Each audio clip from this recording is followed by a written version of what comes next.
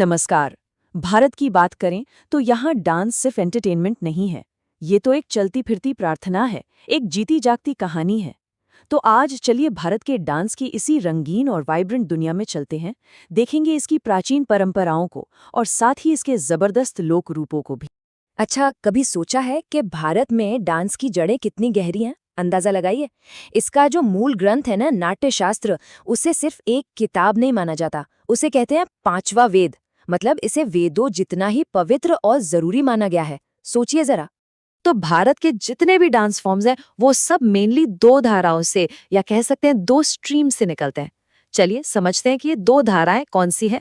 और मजे की बात यह है कि इन दोनों धाराओं का सोर्स, इनका ओरिजिन एक ही है, भरत मुनि का लिखा नाट्य शास्त्र। जरा सोचिए, एक ऐसा प्राचीन ग्रंथ जिसने हजारों साल पहले ही डांस, ड्रामा और म्यूजिक के लिए एक पूरी की पूरी रूल बुक, एक तरह का संविधान ही लिख दिया था।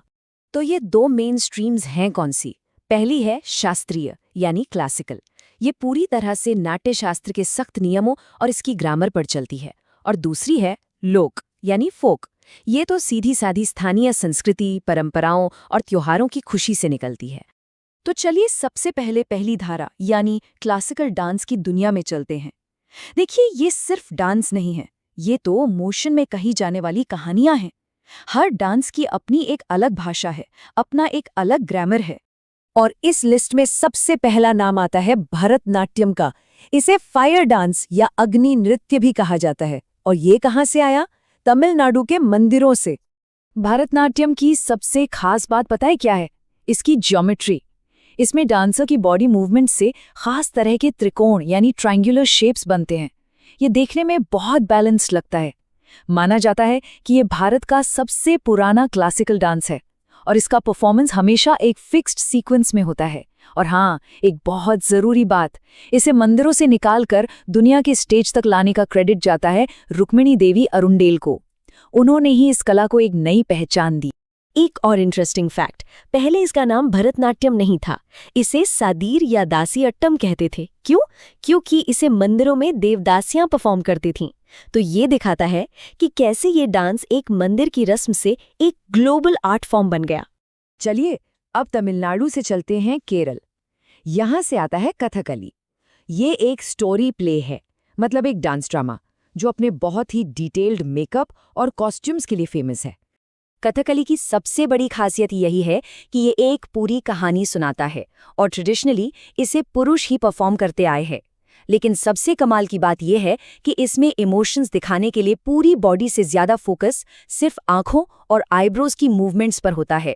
मतलब चेहरे पर ही पूरा थिएटर चल रहा होता है। और जो मेकअप है ना, वो सिर्फ सजावट के लिए नहीं है, वो एक कोड है। अगर किसी कैरेक्टर का चेहरा हरा है तो समझ जाइए कि वो कोई देवता या हीरो है, और अगर चेहरा लाल है तो वो कोई बुरा दुष्ट कैरेक्टर है। अगला डांस है मणिपुरी। जैसे कि नाम से ही पता चल रहा है, ये मणिपुर से है। ये राधा और कृष्ण की प्रेम कहानी पर बेस्ड एक बहुत ही सॉफ्ट और ग्रेसफुल डांस स्टाइल है। इसकी खासियत ही इसकी कोमलता है। आपने देखा होगा बाकी क्लासिकल डांस में पैरों की जोरदार थाप होती है, लेकिन मणिपुरी में पैरों को जमीन पर बहुत धीरे से रखा जाता है। यही वजह है कि डांसर घुंघरू भी नहीं पहनते। और इसकी एक और पहचान है कुमिल। ये एक खास तरह की गोल सख्त स्कर्ट होती है, जिसे पहनकर ऐसा लगता है जैसे डांसर तैर रही हो।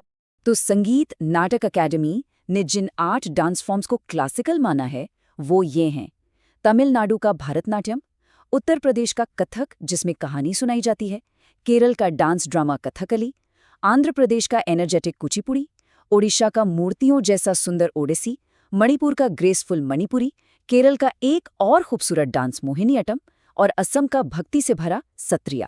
चलिए अब थोड़ा गियर बदलते हैं और भारत की दूसरी धारा यानी फोक डांस की तरफ चलते हैं।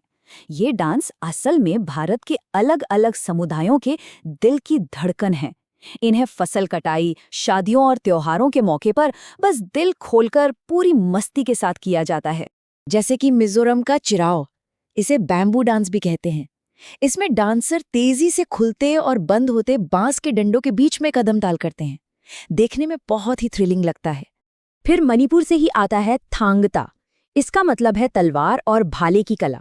ये सिर्फ एक डांस नहीं है, ये एक जबरदस्त मार्शल आर्ट है जिसे गजब की फुर्ती के साथ परफॉर्म किया जाता है। ये है राजस्थान का कालबेलिया या सरपेंट डांस। इसे कालबेलिया कम्युनिटी के लोग करते हैं और इसमें जो मूवमेंट्स होती हैं वो बिल्कुल सांप की तरह लचकदार होती हैं। और हाँ, इसे यूनेस्को ने भी अपनी लिस्ट में शामिल किया है। और ये है उत्तराखंड के कुमाऊं इलाके का छोलिया डांस।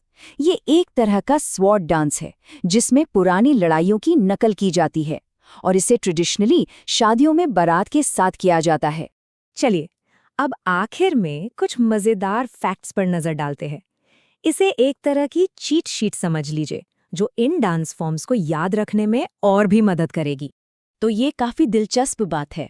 देखिए, संगीत नाटक अकेडमी 8 क्लासिकल डांस मानती है ना? लेकिन भारत का संस्कृति मंत्रालय यानी ministry of culture 9 dance forms को क्लासिकल मानता है। ये 9वां डांस है छऊ, जो ईस्टर्न इंडिया का एक सेमी क्लासिकल मार्शल डांस है। इसकी बहस ही इसे खास बनाती है कि ये फोक है या क्लासिकल।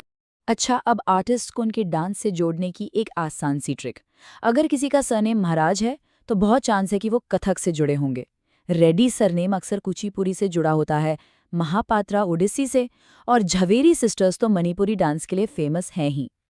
और इन डांस ट्रेडिशंस की पहचान सिर्फ भारत तक ही सीमित नहीं है, इन्हें पूरी दुनिया में पहचान मिली है। यूनेस्को ने 2010 में कालबेलिया और छऊ को और 2013 में मणिपुर के संकीर्तन को अपनी इंटैंजिबल कल्चरल हेरिटेज की लिस्ट में शामिल किया। ये इस बात का सबूत है कि ये कलाएं पूरी दुनिया की धरोहर हैं। तो हमने देखा कि एक डांस प्रार्थना भी हो सकता है, कहानी भी और एक जश्न भी।